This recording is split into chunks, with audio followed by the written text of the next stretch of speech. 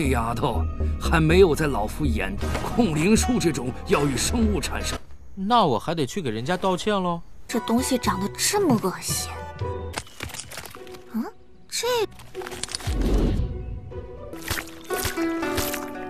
这块桃神玉能保天穹外的弥天谷，我还有桩大事。Halo guys, balik lagi bersama Mimin from Zero. Di video kali ini Mimin bakalan kembali melanjutkan alur cerita Donghua berjudul King of Casual Cultivator episode ke-23 ya. Seperti biasa, sebelum masuk ke rekap ceritanya, buat kalian yang menonton video ini tapi belum subscribe, tolong di subscribe dulu ya guys. Dan jangan lupa nyalain lonceng biar nggak ketinggalan update terbaru dari channel From Zero. Playlist untuk Donghua ini juga udah tersedia bagi kalian-kalian yang baru aja bergabung dan belum nonton episode sebelumnya ya. Ya udah deh, nggak usah berlama-lama lagi, langsung saja kita ke rekap ceritanya guys.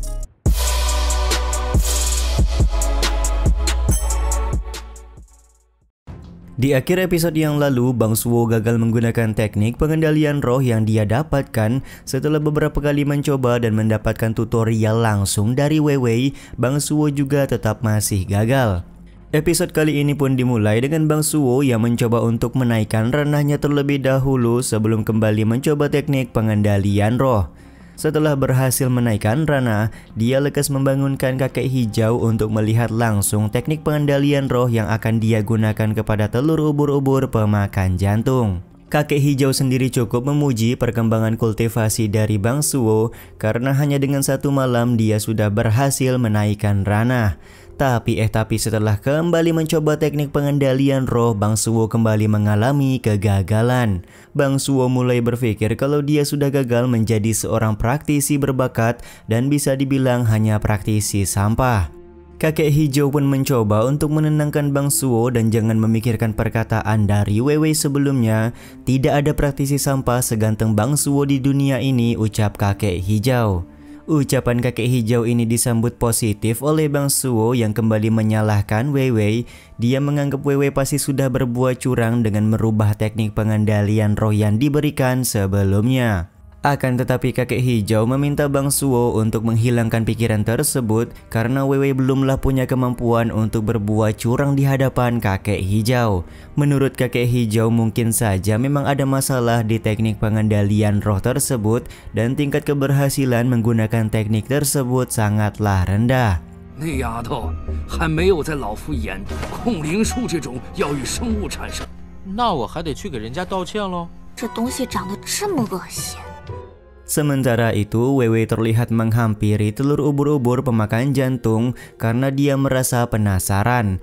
Tapi tiba-tiba saja telur tersebut menetas dan keluarlah anak ubur-ubur pemakan jantung. Bayi ubur-ubur pemakan jantung terlihat tidaklah ganas, bahkan Weiwei bisa memegang bayi ubur-ubur tersebut dan tidak mendapatkan serangan sama sekali. Tak lama kemudian, satu telur ubur-ubur pemakan jantung yang lain kembali menetas. Menetasnya telur ini membuat ubur-ubur yang menetas barusan menjadi marah dan mereka berdua kemudian berkelahi di hadapan Weiwei.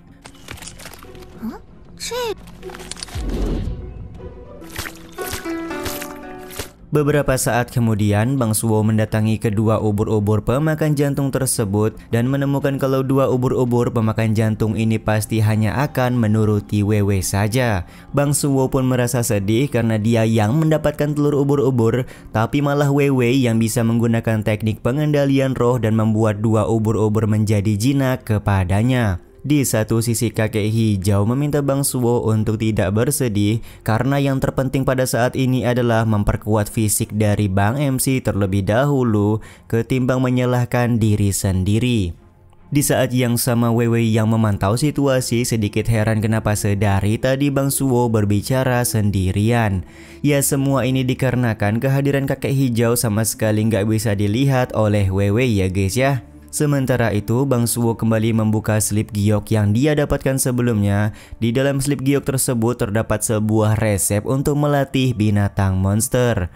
Diketahui jika Bang Suwo bisa mendapatkan binatang monster tingkat tinggi dan memberikan monster tingkat tinggi tersebut kepada ubur-ubur pemakan jantung, maka si ubur-ubur akan semakin kuat. Wei yang sedari tadi mendengar semua pembicaraan Bang Suwo berencana untuk mencari binatang monster tingkat tinggi untuk dia berikan kepada ubur-ubur pemakan jantung yang sudah dia kendalikan menggunakan teknik pengendalian roh. 找到了。 免得这个老流氓说我占他便宜。 Sementara itu, Bang Suwo memanggil Wei untuk meminta maaf, tapi ternyata Wei sudah pergi meninggalkan villa miliknya guna mencari binatang monster tingkat tinggi.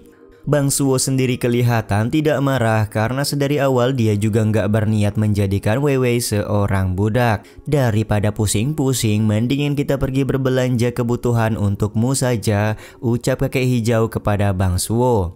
Beberapa saat kemudian, Bang Suwo sudah sampai di sebuah pavilion harta untuk mencari beberapa bahan yang diperlukan.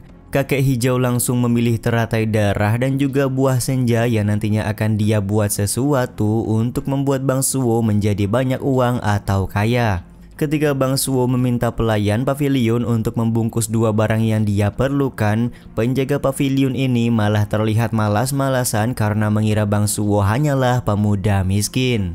Karena merasa diremehkan, pada akhirnya Bang Suwo memesan 100 pil spiritual emas dan 200 pil monster kumbang hijau untuk membuktikan kalau dia mempunyai banyak uang. Bang MC juga langsung melemparkan kantung batu spiritual di hadapan muka si pelayan dan membuat si pelayan sangat terkejut. Si pelayan pun langsung meminta maaf kepada Bang Suwo karena dia sudah salah menilai orang. Bang Suwo kemudian memanfaatkan momen ini untuk meminta barang spesial dari si pelayan. Si pelayan pun kemudian melihat sekitar untuk memastikan kalau dia menyerahkan giok dewa persik dengan aman kepada Bang Suwo.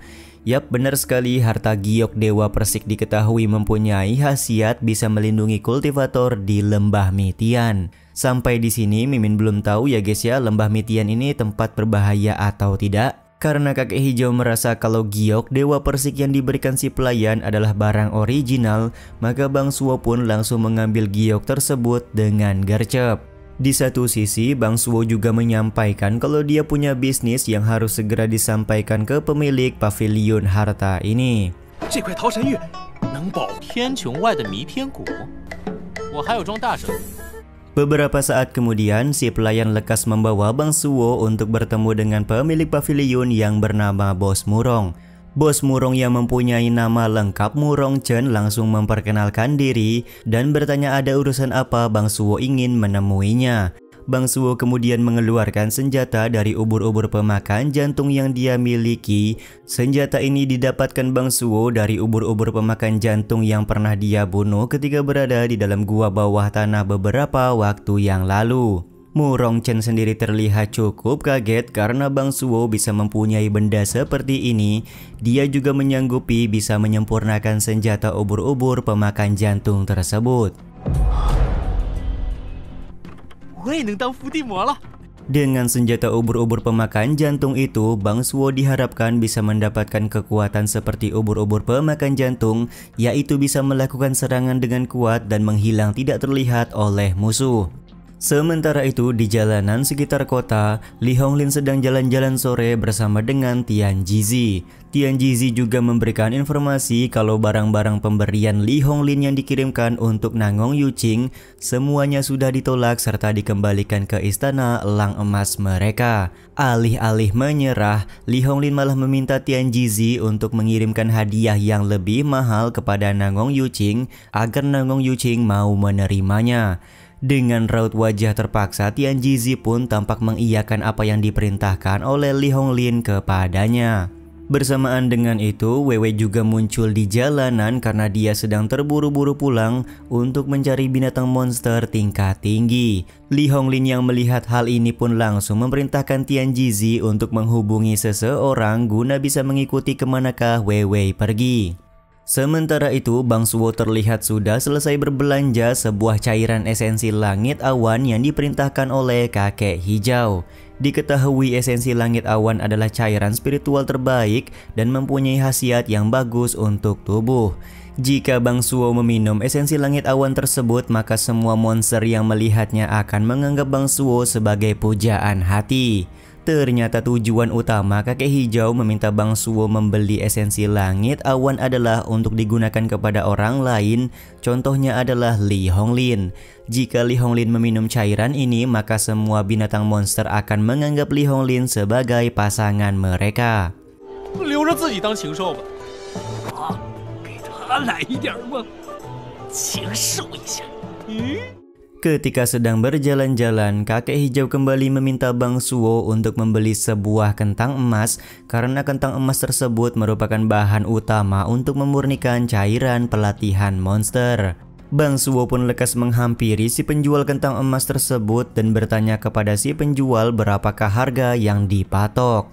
Tapi ternyata Bang Suwo cukup familiar dengan si penjual kentang emas ini. 我不是。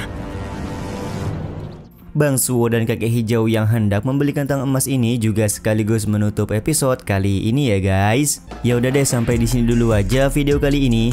Mohon maaf jika masih banyak kekurangan dan kesalahan dalam penyampaian kata-kata ya. Terima kasih untuk kalian yang udah pada nonton dan jangan lupa subscribe serta nyalain loncengnya ya guys. Mimin selaku penulis narasi, tukang voice over dan tukang edit video pamit undur diri. Salam hangat, see you in the next video. Bye bye guys, see you next week.